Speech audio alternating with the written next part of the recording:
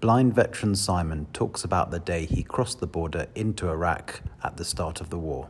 Yeah, so it was a strange situation, the whole sort of border crossing things, and my sort of build-up began, much earlier. We'd been training obviously to get ready for it, but yeah, Christmas 2002 was kind of very sketchy and sort of on edge because you knew something was happening, but we didn't know timings and stuff like that. And obviously, what was being said in the media wasn't what we were getting briefed on.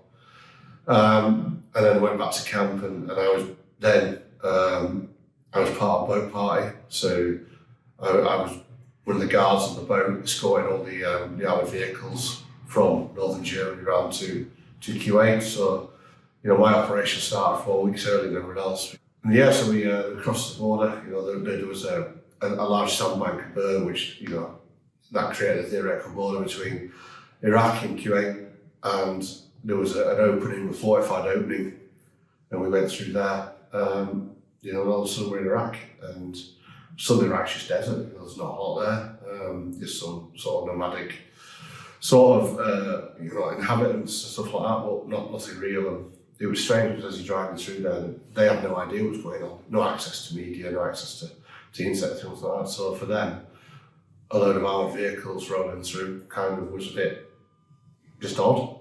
So they were waving, and we were doing our best to sort of hearts and minds straight away, giving them water, throwing back to sweets out for kids.